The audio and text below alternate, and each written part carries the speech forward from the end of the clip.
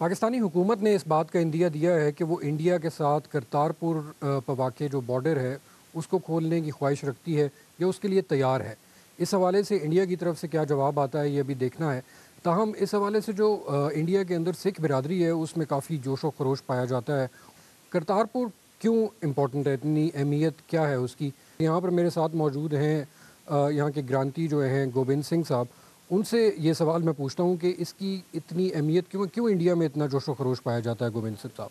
उमर भाई, इस जगह की हिस्ट्री है कि इस यहाँ पे बाबा जी ने अपनी ज़िंदगी के आखिरी 18 साल गुजारे हैं और 22 सितंबर 1539 इसी मुकाम पे हक हुए थे, ज्योति जो समाए थे, पर्दा पोश हुए थे। तो उनके 22 सितंबर 1539 इस मुकाम पे ज्योति जो समाने के टाइम पे मुसलमान भाइयों और गुरु नानक नाम लेवा संगतों का झगड़ा शुरू हुआ था।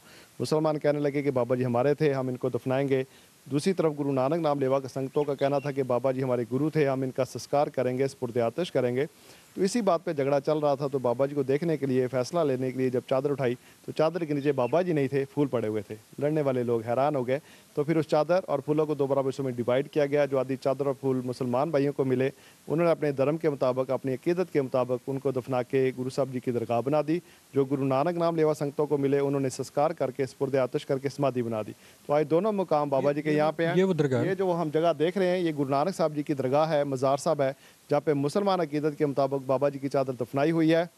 और अंदर बाबा जी की समाधि है, अंगीठा साहब है, जहाँ पे चादर को सुपुर्द आतिश किया गया, संस्कार किया गया। बहुत शुक्रिया गोविंद साहब। मेरे साथ इस वक्त मौजूद हैं साबिक पंजाब असम्बली के मेंबर रामेश सिंह अरोरा साहब। अरोरा साहब, अब तक जो सिख बिरादरी के लोग इंडिया से यहाँ आते थे उनमें से ज़्यादातर लोग यहाँ नहीं आ पाते थे, तो इस के बॉर्डर के खुलने से क्या फ़ायदा होगा?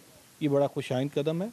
अब ball is now in Indian court और मैं ये समझता हूँ कि अभी जो खारजा लेवल की दोनों की डिप्लोमेटिक डिस्कशन होती है तो उसका एक एजेंडा आइटम बनेगा। इधर से हमारा जो फॉरेन ऑफिस है वो और इंडिया का फॉरेन ऑफिस इस पे बातचीत करेगा। डेलिब्रेशंस के बाद कोई ऐसा वे आउट निकलेगा कि ये जो कॉरिडोर, ये जो पैसेज बन जाए। बहुत शुक्रिया रामेश साहब। अभी क्या फ़ैसला होगा ये देखना बाकी है। गुरुद्वारा दरबार साहिब जो है वो इंडियन बॉर्डर से तकरीबन 4 किलोमीटर दूर है, महज 4 किलोमीटर दूर है। दरमियान में दरियाए रावी है और उसके उस तरफ सरहद है जहाँ पे बाढ़ लगी हुई है। अब वो कब खुलती है और ये रास्ता सिखों को कब मिलता है, ये देखने की बात है।